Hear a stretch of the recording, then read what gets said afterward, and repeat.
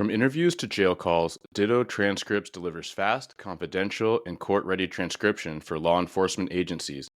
Ditto is CJIS compliant and is already working with agencies all over the U.S., including the Washington State Patrol and the National Park Service Investigations Unit. Get started now at dittotranscripts.com. That's dittotranscripts.com. This episode is sponsored by Hero Schedule. If your department needs better scheduling software that isn't outdated, clunky, and expensive, Hero Schedule is an easy switch. It's $4 per user per month, and they give you a free 30-day trial. Get started at heroschedule.com and click on Try Hero Schedule. The views and opinions expressed by the host and guests of this show do not represent their employing agency, department, or organization. All information should be regarded as anecdotal, contextual, and educational, and should not be misinterpreted as legal or medical advice. Welcome to Blue Grit Radio, the podcast that explores making better cops for a better community. I'm your host, Eric Tung. I've been an active police officer since 2007. We will dive into the aspects of police culture, health and wellness, leadership, and mindset. You'll hear from experts not only from policing, but all industries as they relate to being our best with purpose, passion, and positivity. Join me as we share stories, lessons, and advice so we can all be better for ourselves, our teams, our families, and our communities. Welcome back to Blue Grit Radio. This is your host, Eric, and today I'm joined by a couple gentlemen, very experienced law enforcement leaders and retired law enforcement leaders, I'll say, and active law enforcement advocates, which is a lot of what we're going to be talking about specifically, especially with the organization Wounded Blue. And so without further ado, we got Randy Sutton and Jesse Watts here. Gentlemen, thank you so much for making time and coming on the show. Awesome to be here. Thanks, Eric.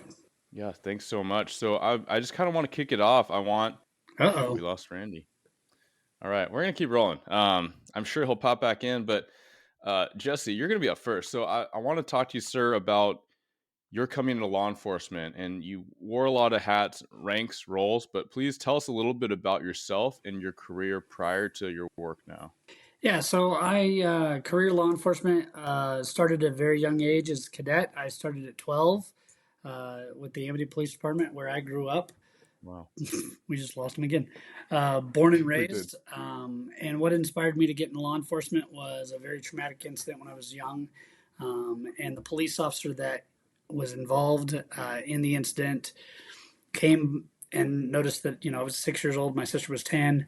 And he whisked us out of the scene and took me down to his patrol car, wrapped me in his jacket, and let me play with his police lights and his siren and that initial contact. And then from then, Mike, the sergeant, took a vested interest in me and made sure that he was there as much as he could be for me.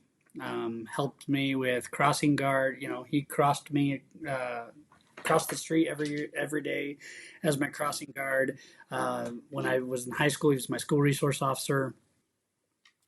He got me involved as a cadet, and I started that at 12, ran through until I was 18 and became code enforcement and ordnance stuff for the city. And then ultimately got hired at 20 and started the academy at 20 years old, graduated at 21, and that was in Oregon, Amity Police Department. Left there in 2011 to come to Vegas. Changed states just because of a lot of trauma that happened in Oregon. A couple critical incidents, and lost some close friends, and I almost got out of law enforcement completely because of their line of duty deaths. But I chose to stick it out. Went to Vegas, was down there, worked on the Strip for a couple years. Busy spot. I'm sure. Yeah. I've seen it from the other side, and it is a circus. It's circus and chaos. It's fun though. And then ultimately, I was interacting with a cop down there in Boulder City, and we were working Safe Strip. He told me that I'd be the perfect Eureka cop, and I didn't know where Eureka was. And I looked it up. My wife at the time was not a fan of the school districts in Clark County. So we looked it up. It's a small town, which we were both used to and ready for. And I applied, got hired under Ken Jones, the sheriff up there. He was the sheriff for 30 years. I was a deputy there, field training officer, drug recognition expert, you name it. And in the county facility there, we worked jail and patrols. So kind of both sides of the house. And then I did a short stint when there was a sheriff change and leadership change, massive leadership change, and not for the better. I did a short stint up in King County Sheriff's Office, right at 2 years there. And then I came back down to Eureka for 4th of July festivities down here because they have 150-year tradition. You know, they shut down the streets and street games with the kids and the whole 9 yards. And we came back down for the 4th of July, and some citizens were like, "You need to come back and be our sheriff. This one's terrible." And somebody walked up to me with my campaign logo already designed, and I'm like, "That's crazy! Like, why would I want That to?" is a fan club. Man. It was, and so I sat down and contemplated it with my wife, and we had the long discussion about, okay, we can move back to Eureka very easily. We still owned a house there, like the whole 9 yards. So we did. I walked into the sheriff's office and I told the sheriff that I was going to run for sheriff. He told me all the reasons why I couldn't, because I wasn't qualified. I didn't have rank, and all these things. Um, I told him why I was going to be the next sheriff, and 7 days later, ultimately, he announced his retirement, and I ran in the election with two long-term officers of the agency. One was a 32-year veteran of the department, sergeant of the jail, raised in Eureka, graduated Eureka High School. One was a lieutenant, and he'd been there probably 10 years. And I won in the primary with over 50% by mass majority, and took office in 2019, and just retired in April.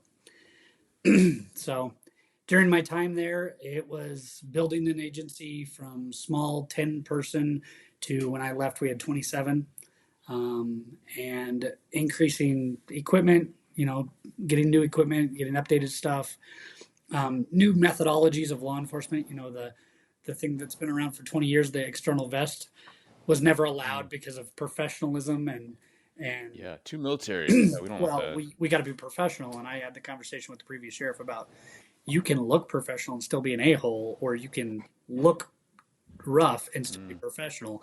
Like You can act professional. yeah, it's what you do. It's not what you look like. Yes, there's an off put by it, but people learn it real quick. So equipment, pay increases. They got a massive pay increase right before I left.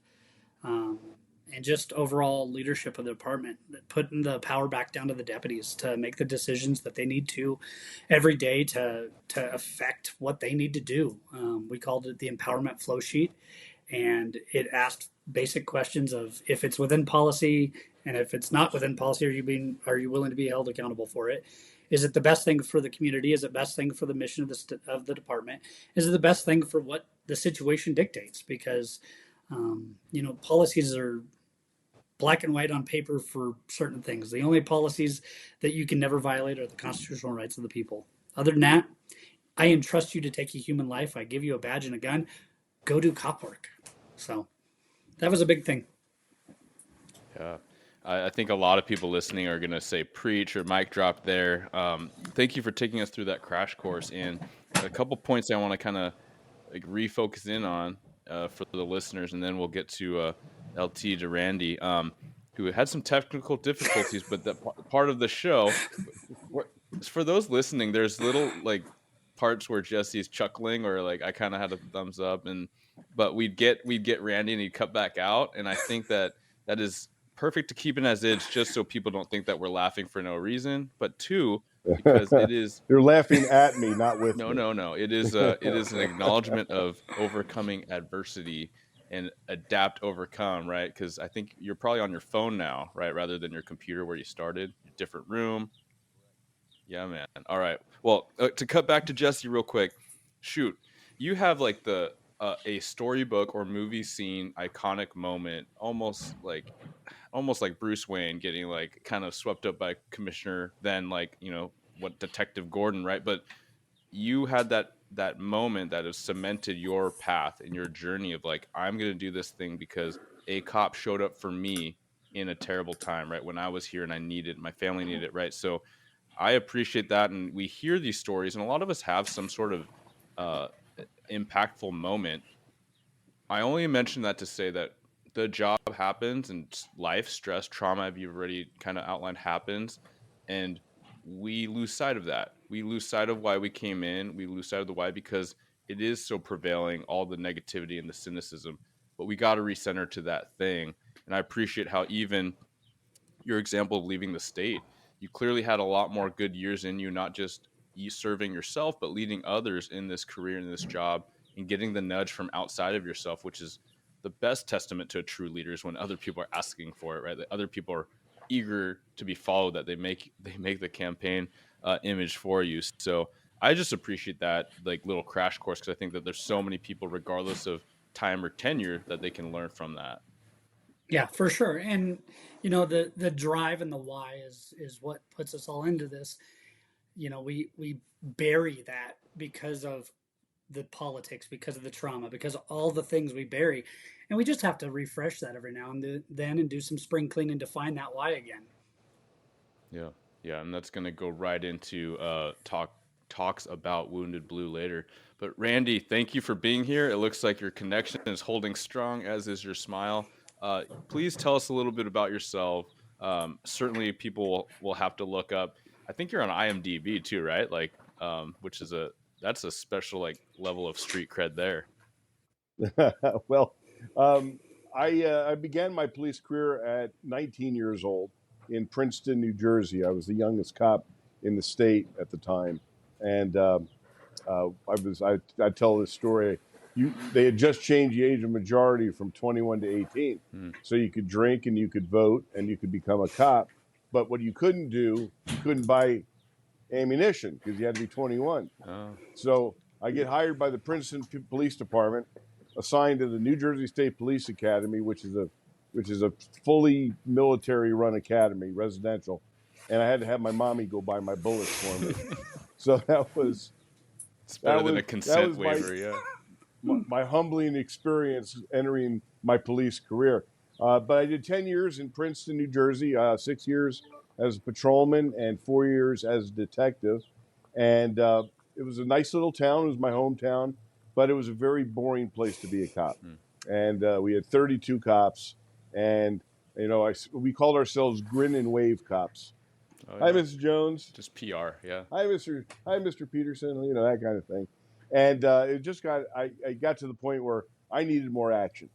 So where do you go for action as a cop? Las Vegas. So I came out here and tested and was offered the job. And within 6 months, my life changed dramatically. I had to go through the academy again here in Vegas, no lateral transfers, go through field training all over again. You better swallow your pride and began a whole new chapter of my life, which I never regretted. I look back now, and it was exactly the right decision for me. It afforded me the opportunities to be exactly what I wanted to be, a street cop that had the ability to really touch people's lives in very dramatic ways. And I did all my assignments, field training, police, just patrol officer, field training officer, narcotics detective, and then got promoted to sergeant out of narcotics. Did patrol, did federal task force, supervisor of advanced training, and then lieutenant. And I spent my entire lieutenant's career on graveyard shift. Oh, yeah. Because that's where the action is in Vegas. And what ended my police career is what we'll talk about, I'm sure, a little later on down this path. Yeah. Well, thank you for that. And what a kind of nuts. I mean, like, you start at 19 years old as a police officer. Jesse starts at 12 as a cadet. So that's an interesting theme there. I mean, well, actually, I was 17 as a cadet as well. Oh, look at that! Yeah. So shout out to those that started in the cadet explorer type of programs, right? So yeah, let's not sleep on that community engagement and like building up and mentoring the next generation. I mean, both of you guys talked about or nudged towards critical incidents, right? And so that's one thing I want to talk about because of the premise of Wounded Blue, right? Like anyone could surmise from the name, even if you know nothing about it, and you're going to learn a lot about it today. But this this notion of like the damage that may be incurred from this job and the experiences, and what do we do with that, and what did we do with that or not have the resources for, and then where are we going, which listeners in the podcast certainly know that there's a lot that's being built and we just need more. But do one of you gentlemen want to kind of jump in there, whether it's personal reflection throughout the career or the incident, and then lessons learned? Jesse, go ahead. So as far as critical incidents, a lot of people don't talk about the cumulative part. We have the everyday calls that we go to, the mundane burglary calls and all those. But we also have the traumatic calls that we go to, the child deaths, the crashes that are people we know, etc. And then you go up to the critical incidents of having to take a human life, and that in itself is a lot. And what we in law enforcement suck at is talking about it. The old adage of, oh, just put it down, it's fine, brush off and get back to work.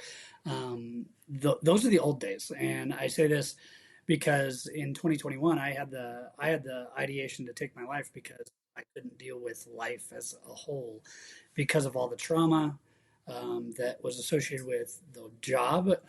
My married life sucked. Life in general sucked. I had just lost one of my best friends, killed in the line of duty. And then my undersheriff and I get into a critical incident where he shoots and kills a guy, and I'm standing 10 feet away from him, and I can't get a shot. And sitting there for several hours trying to,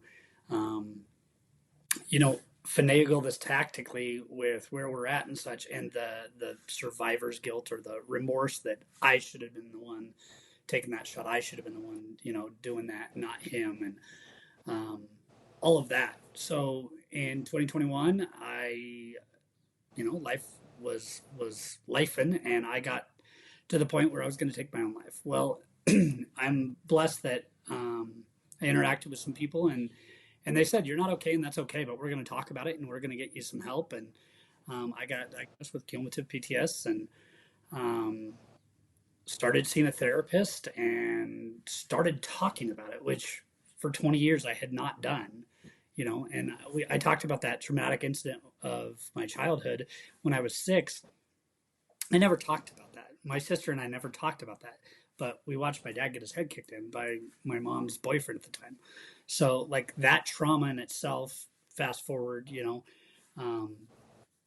being able to talk about it and get the therapy and such truly helped me. So I got connected to the Wounded Blue and Randy just by chance. We both got invited to an event in Las Vegas at the same time, and I knew of Randy just because of Metro and such. But I got the real depth of the mission. Sent several of my team members to the Survival Summit. I attended the Survival Summit, and towards the end of my sheriff career, I connected with Randy. He came up and spoke at our leadership summit, and we were, the missions aligned, the visions aligned, and opportunity just opened up to where we were able to join together, and I was able to jump on as the executive director to really push this forward, because I believe the Wounded Blues mission will save lives, will save careers and marriages, just like Randy says, more than we have already, and keep pushing forward. Yeah. No, thank you so much for that. And a couple points I kind of want to circle back to, because I remember learning in academy, like going on 18 years now, which is kind of nuts, but learning some of these circumstances, which, yeah, makes me a dinosaur in the active field because how young our industry is, which is kind of weird too. But we learn that it is oftentimes more stressful, to put it that way, than for the witness officers or the non-trigger pullers. We know that, but I don't know how many times in my experience, because we've had a host of police involved shootings in my agency and the surrounding area because it is busy, high crime. So people do what they need to do. But ultimately, there are a lot of witness officers that couldn't get the shot, or they're on the other side of the house. These types of things by role, because everyone has a position, that it absolutely ate them up. We learn that in academy. We talk about in roll call. However, we still need these recognitions that that times, as you put it, the cumulative stress, right? The death by 1,000 cuts. We learned that too, and yet we focus on, I was in one officer involved shooting, but I can recognize personally that I don't feel that affected me as much as just a lifetime of different things and stressors, as well as a career of a lot of what I call close calls or almost critical incidents. Because I've seen officers of every amount of time on also beat themselves up and second guess themselves when they were really close to pulling the trigger, but they didn't, and it all turned out okay. But what if this? What if that? What if the other? But they don't get the 2 weeks off, right? They don't get the admin time to kind of process that. And they don't oftentimes get the attention, even from us as peers, to be like, hey, are you good? I know like it could have been a bad thing. And so thank you for sharing all that, Jesse. And something with me specifically is sheriff and undersheriff involved. Who puts us on admin leave? Sure, yeah. And the day of the incident, my sergeant, the senior sergeant of the department, actually put my undersheriff on admin leave because I was still on scene with the investigators. So like, there's that stress of being the command level as well. Now, Yeah. should command level be involved in an OIS because they're out working the street? Yes, in my opinion, yes. But that's not every leader, right? For me, I go back to that adage of it should be me, it should not be my guys. But that in itself, like you said, don't get the 2 weeks off. We normalize that real quick. As far as that buddy officer, that secondary affected officer should get the time off. Yeah, and the small agency dynamics, right? So like you wear a lot of hats, and small agency representatives would recognize like how daunting it is when you have two people that are involved in an incident. My agency, there's a chief, there's a deputy chief right now, so there's three assistant chiefs, and even if one of us command is like acting, like there are a lot of people of that rank that can plug and play these different roles, right? Because you just have a different level of resource. So that is an additional stressor. I'm glad you mentioned that. Randy, what does that kind of bring up in you, and kind of some of the reflections on your career and the purpose in building Wounded Blue?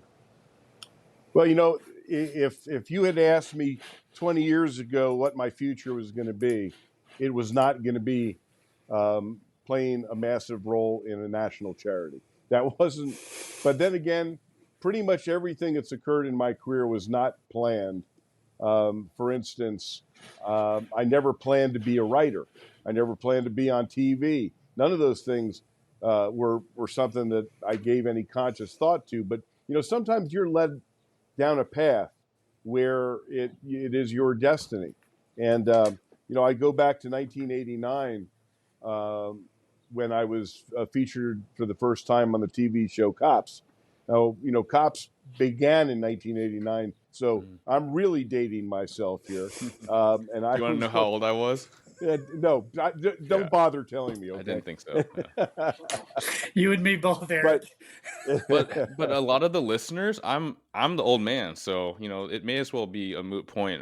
How old you guys are. They're lumping us all together, to be honest. How old you guys are? Wait a minute, time out, Eric. You and I are probably the same. Probably right, but we're all lumped together. Is the point? We're all dinosaurs to them.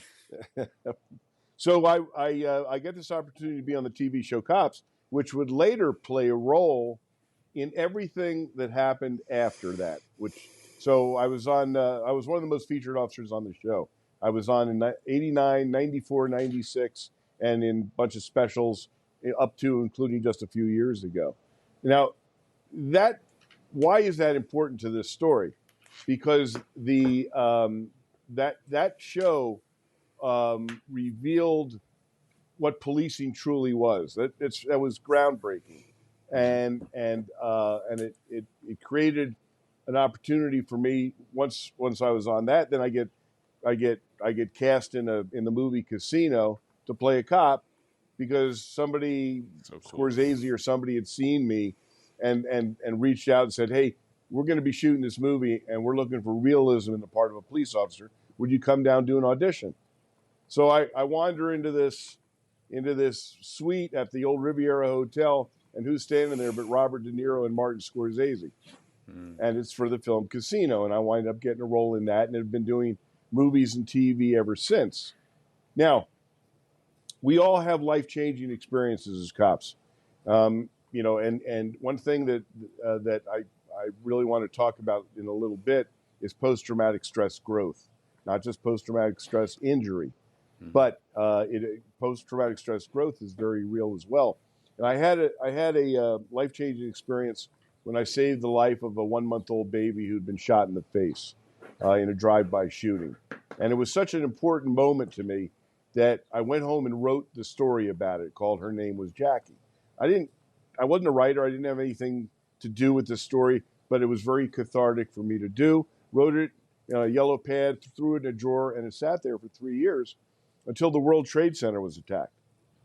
And I felt so frustrated not being able to help the cops in the deadliest day in law enforcement history that I thought something, wait a minute, hold on a second. I got that story sitting in that drawer. Every cop I know has a story like it. And this is something that the public never hears. I'm going to ask cops to write their stories, put them in a book, and I'm going to donate all the royalties to the families of the cops who were killed. And that's exactly what I did. And that launched my writing career and now just 3 weeks ago or a month ago, my 5th book was released called Rescuing 911, The Fight for America's Safety. It's not something I had ever intended to do, but it was the path that was led to me. And then after what ended my police career was I had a stroke in my police car. And it was the most devastating thing for me. 3 weeks before that, my mother died in my arms. A couple of months before that, I was involved in another fatal shooting. And there was a lot going on. But suddenly I have a stroke in my police car in the middle of my shift. And then what it was literally the most frightening thing that ever happened to me in my life. And I lay there helpless in the gutter on Las Vegas Boulevard as tourists are walking by taking my picture. But what happened next was the pivotal moment, and that was that my own agency turned its back on me. It said, "We're not paying your medical bills. We're not giving you your benefits. Have a nice life." And it was, wow. I said, wait a minute. You can't do that. It's the law. This is on duty. On duty. My goodness. And I even went to go see the sheriff, who I served with for 24 years. And I said, "How do you treat me like this?" He looked me dead in the eye. I'll never forget these words. "Randy, this isn't personal. It's just business." Oh, no. And he was telling the truth, because it was just business, as Jesse and I know now. But we never, until we became involved in the Wounded Blue, we thought, I thought I was alone. This is just happening to me. Well, they knew I was going to win the case. I had to get a lawyer. I had to go through this long administrative law process. It took well over a year, and they knew I would win, but they were hoping I would die in the meantime. And that way, or give up. And that way they wouldn't have to make the payments. So that was devastating for me personally. I've never been in a darker spot, and believe me, there have been a few dark spots. But whoever would have thought that would have led me to the creation of an organization that has touched the lives of more than 15,000 police officers. So what happened was, because of being on cops, because of writing books, because of being a police trainer, my visibility in the law enforcement community, cops started reaching out to me on Facebook and in other manners. "Randy, I know you don't know me, but I was shot in the line of duty and they've thrown me away. Randy, I was paralyzed when my patrol car was hit. They've just abandoned me." One after another. And that's why the motto of the Wounded Blue is never forgotten, never alone. Because we stand with the men and women of law enforcement who have been injured either physically or emotionally and psychologically. And that is our mission, and that is what we do. Yeah, Randy, thank you so much for sharing all that. There's a lot of layers there. I'm sure the listeners are doing a mix of things, with probably grinding their teeth like I was about to, and also just kind of in disarray, because there's a whole array of how agencies are treating people and how leadership's treating people, or even maybe it's not the agency, maybe it's the county executive, maybe it's the city, right? And so I want to make that discernment, because some leaders have hands tied and they're doing their best, but at the same time, what I wrote down here on my pad is organizational betrayal, and that is a phrase that's circulating more, and it's usually, especially in the last few years, it's like, hey, we got your back to go do the job you signed up to do and we asked you to do, we as our employer and the public. And Jesse put that so well, in his stint as sheriff. But this is like a different level and degree of organizational betrayal. Like, you are literally having a medical episode on duty, and no, we're gonna we're gonna disregard that, right? We're gonna try to play this game. There's just, there's this right and wrongness to that, which I think, really is going to grind a lot of gears. But I appreciate you sharing that and having that impact, because as you said earlier, there's a reason, there's a destiny here. And are either of you familiar with the Stoic, the phrase amor fati? Like the No. base, it's love fate, right? It's like love your fate, and it's an acceptance piece, but also I think when in conversations with destiny and fate, it's not like we're idling just waiting, like, oh, we'll see what happens, I'm just gonna sit and just, like, good things will happen. No, it's like you got to do the work. Right. And I hear that in both of you, is like that recognition of the post-traumatic growth. um so I appreciate you sharing that insight, and also through the hardship, like, there's absolutely this silver lining if you're willing to fight for it and accept help. And that is so much of the community that we're talking about today. Well, there's a philosophical approach that I've lived my life by, and that is it's a very simple phrase, and that is that you cannot choose your destiny, but you can create your legacy. And that is the mantra by which I live. Yeah, Jesse, what were you going to say? I was going to talk about organizational betrayal. As the sheriff, how can I betray myself, right? Organizationally, I control all this process and such, right? But 2023, I broke my leg in 5 places going down an embankment for a traffic crash. And because of the process and bureaucratical stuff with HR and our workman's comp, I got no care because of the fact that it took so long to schedule my stuff. If they can do that to me as the sheriff, they can do it to anybody. Yep. And that's it. The organization itself can only love you to the extent their insurance allows them to. And it's disgusting. The doctor flat out told me, he was like, I'm not going to re-break your leg because it's already healing. I'm not going to re-break your leg to go in and fix what should have been fixed 12 weeks ago. But because of process with human resources and the delay in paperwork and the process of the outside insurance company, it took 12 weeks to get me to a doctor to be able to go, yeah, you need surgery, but we're not going to do it. And we literally see this, Eric.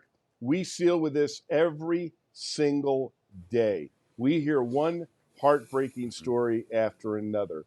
We see the callousness of this corrupt system, where they will literally let cops die as opposed to fix them, or sentence them to a life in a wheelchair when they could have been fixed. And this is the injustice that we fight.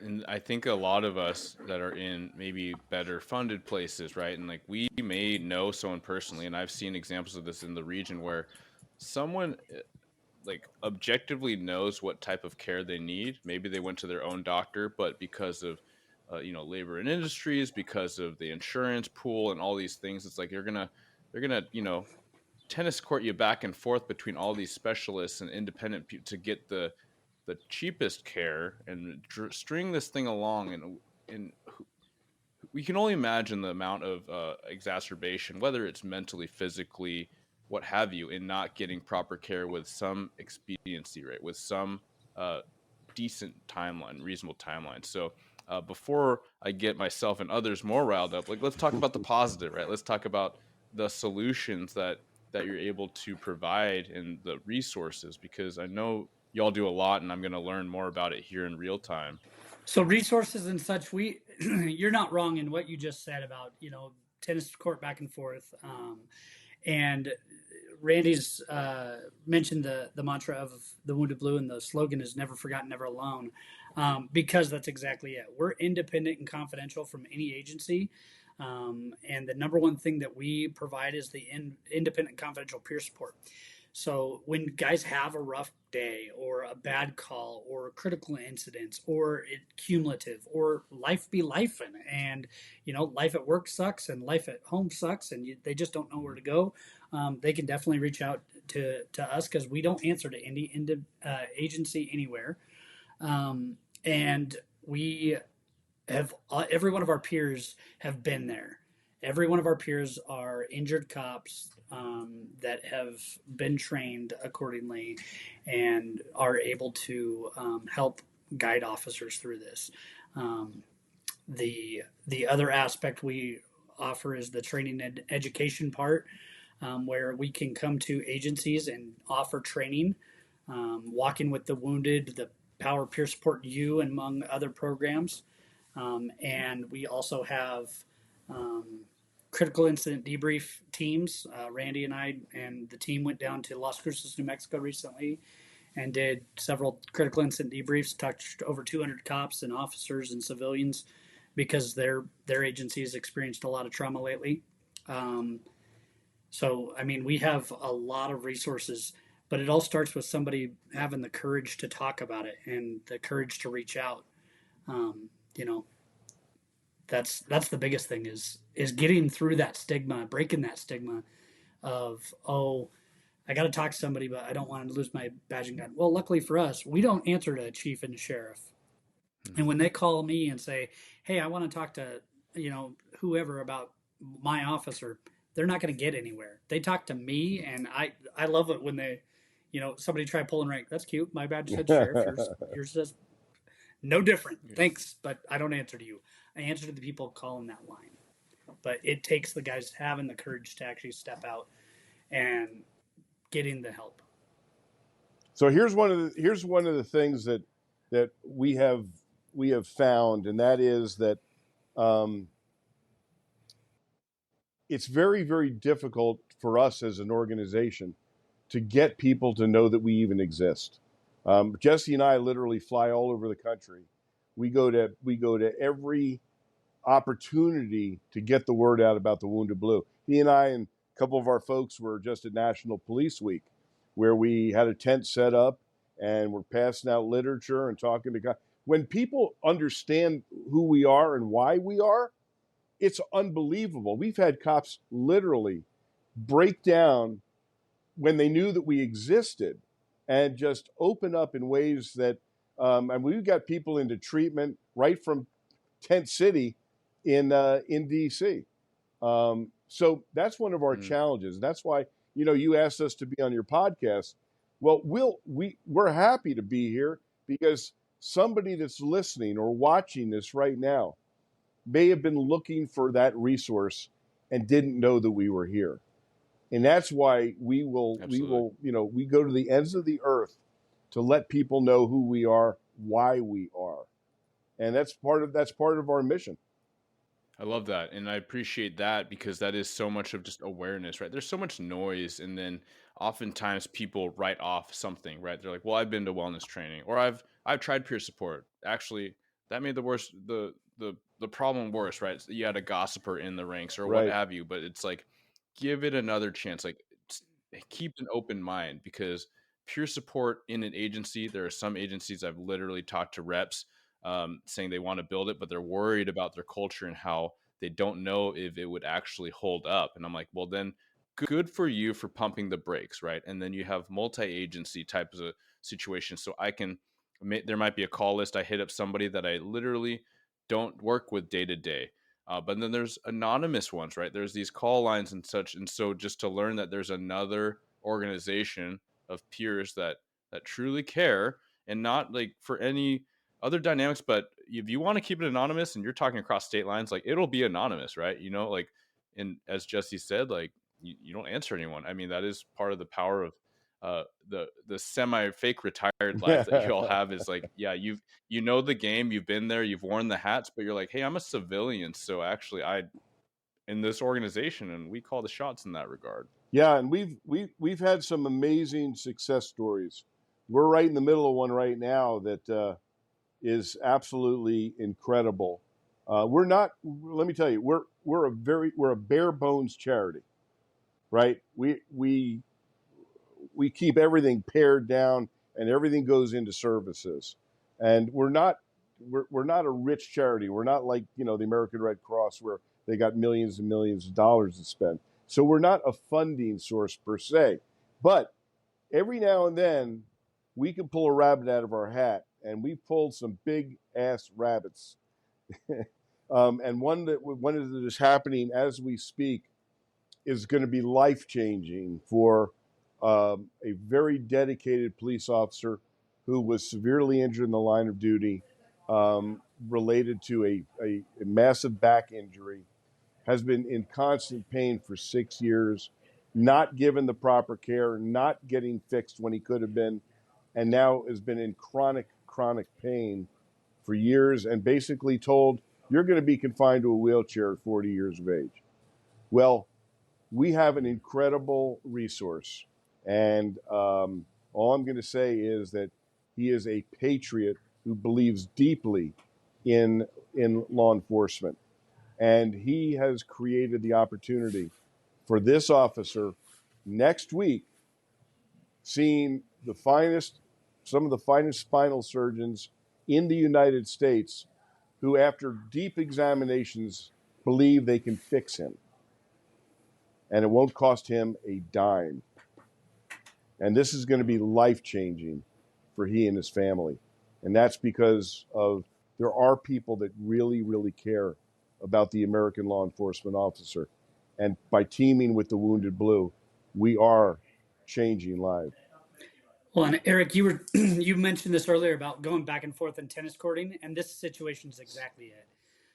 This officer's been fighting since 2017, his injury, and he actually left the agency he worked for at the time of the injury and worked for another agency in the neighboring area, and great leadership of that office to take care of this officer and such. But literally just a month ago, they still were going back and forth whether he was declared workman's comp eligible or not to get a surgery that the doctors deemed he needs. And he's literally going to have to go do a legal battle to get workman's comp to do their job. When Randy was on the phone with this patriot, and the man made this statement of, let's get him fixed. And in a matter of 6 weeks, it went from a single phone call to this person's getting his back fixed, his neck fixed, all the area that was affected in 2017 when he hit that curb. And the number one thing that I took, we had a meeting last night and he was on it, is that he's got an 11-year-old son that he watches play baseball every day, and his son is actually in the World Series for Little League tomorrow. Wow. But his 11-year-old son has never known him to be on the field with him, to be able to play games, to be able to do any of that.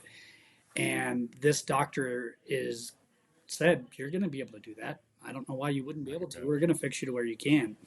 And we go back into it. It just tennis courted back and forth because of bureaucratical process, when the answer was just yes. And he's going to get fixed, and his family life's getting back, and his life is getting back. And so it's impactful and change. And he's going to be forever indebted to that person for making that happen. And it's Randy's sole mission. I will tell you right now, that man works 20 hours a day. He's up at 4:00 in the morning for New York hits on Fox News and you name it, because he's trying to get that word out there. But it's going to be a big success story for us in the fact of watch what has just happened.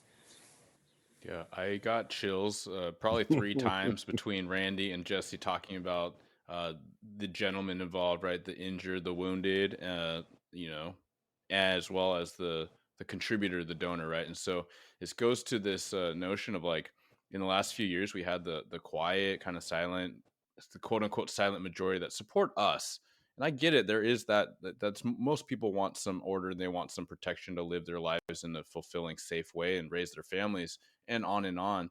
But people have asked like so many times, like, how do we help? What do we do? And I haven't had the best answer at times. And sometimes I'm like, just do what you can. But I mean, you've given a tangible example where some people are absolutely crushing it in finances and their vocation and whatnot, right? And they are contributing. And I know there's a lot of overt companies and individuals, and there's a lot of subtle because of political. But like that's awesome. Like they're showing they're contributing. And you said like this officer is going to be indebted. I would venture to guess that the donor feels indebted, and that's why he feels so passionately, and that's so fantastic to get people in this community like the United States that are like, no, we owe you guys something. Like you guys are putting it out there. And I don't think we need more parades. I don't think we need more whatnot. But like when we get the cards, when we get the waves, when we get people showing up, when we get donors, when we have people just dropping off some snacks, like it all helps. It all helps. So I would encourage those that listen in and ask that question.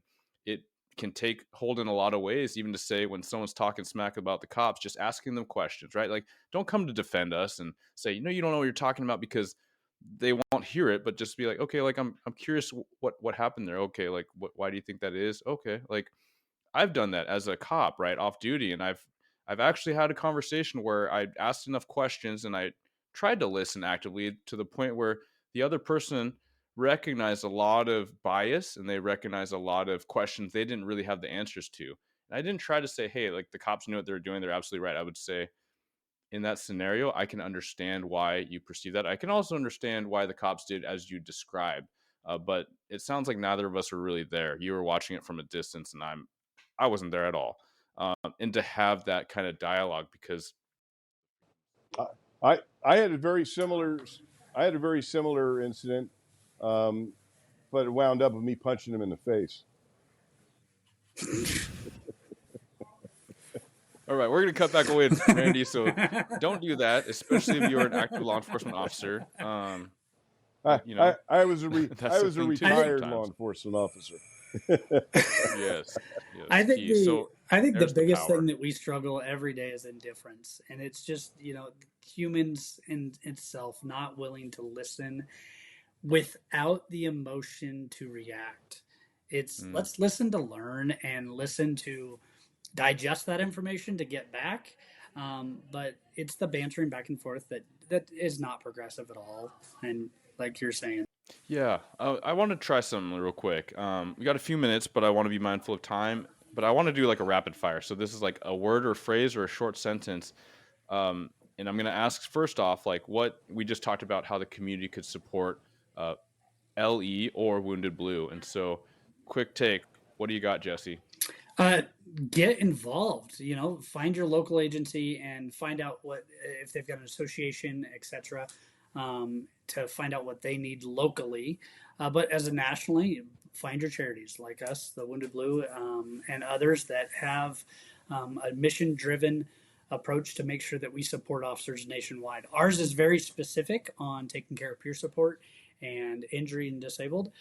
There's other charities for other entities or other things, like if you're killed in the line of duty and other things. But take and get involved is the number one thing. Love it.